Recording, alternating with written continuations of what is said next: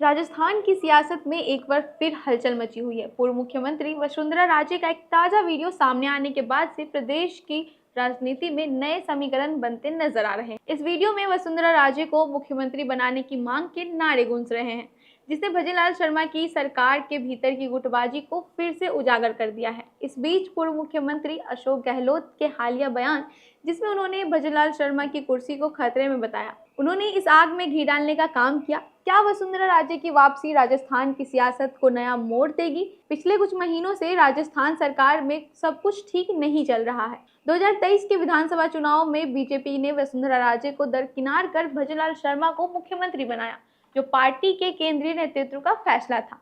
यह निर्णय वसुंधरा के समर्थकों को रास नहीं आया और समय समय पर उनके लिए फिर से मुख्यमंत्री की मांग उठती रही।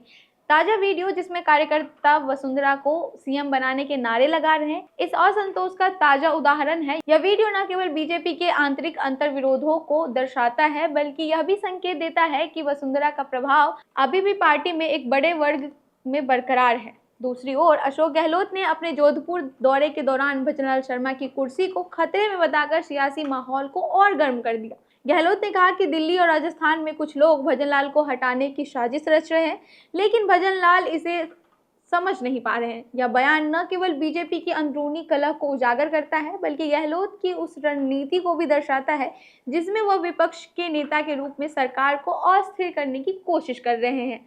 गहलोत का यह बयान चुप्पा डालने की रणनीति के तौर पर देखा जा रहा है, जिसका उद्देश्य भजनलाल को असुरक्षित महसूस करवाना और बीजेपी के भीतर की गुटबाजी को और भड़काना है। वसुंधरा राजे की सियासी सक्रियता भी इस पूरे घटनाक्रम में महत्वपूर्ण है। हाल ही में उन्होंने पानी और बुनियादी ढांचे जैसे स्थानीय मुद्दों पर आवाज उठाकर जनता के बीच अपनी मौजूदगी दर्ज कराई है। अप्रैल 2025 में उन्होंने अफसरों पर निशाना साधते हुए कहा, अफसर सो रहे हैं, लोग रो रहे हैं, मैं ऐसा नहीं होने दूंगी। यह बयान भजनलाल सरकार की निष्क्रियता पर सीधा हमला था, जिसे कांग्रेस ने भी भुनाने की कोशिश की। कांग्रेस के प्रदेश अध्यक्ष गोविंद सिंह डोटासरा ने वसुंधरा के इस बयान की सराहना करते हुए इसे बीजेपी सरकार की विफलता का सबूत बताया।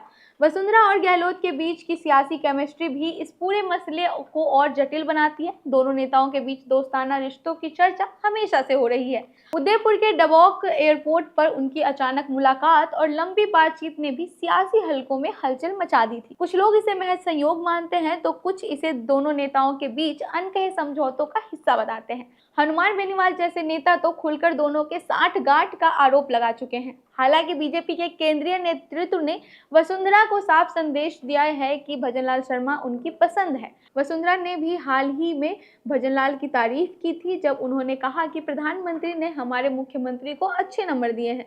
यह बयान उनके समर्थकों के लिए निराशाजनक हो सकता है, लेकिन यह दर्शाता है कि वह केंद्रीय नेतृत्व से टकराव से बच रही है। राजस्थान की सियासत में वसुंधरा का प्रभाव अभी भी अहम है। उनके समर्थकों का मानना है कि वह पार्टी को एकजुट करने और जनता के बीच मजबूत चेहरा पेश करने की क्षमता रखती है। दूसरी ओर भजनलाल शर्मा की सरकार को लॉ एंड ऑर्डर और प्रशासनिक निष्क्रियता जैसे मुद्दों पर आलोचना का सामना करना पड़ रहा है। गहलोत इस मौके का फायदा उठाकर सरकार को घेरने की कोशिश कर रहे हैं, लेकिन उनकी अपनी पार्टी में सचिन पायलट के साथ चल रही खींचातान उनकी रणनीति को कमजोर कर सकती है। कुल मिलाकर वसुंधरा राजे का ताजा वायरल वीडियो और गहलोत का बयान राजस्थान की सियासत में नए समीकरण बना रहे हैं। बीजेपी के भीतर गुटबाजी और कांग्रेस की रणनीति इस माहौल को और जटिल बना रही है। क्या वसुंधरा फिर से सियासत का केंद्र बनेंगी, या भजनलाल शर्मा केंद्रीय नेतृत्व के भरोसे अपनी कुर्सी बचा पाएंगे?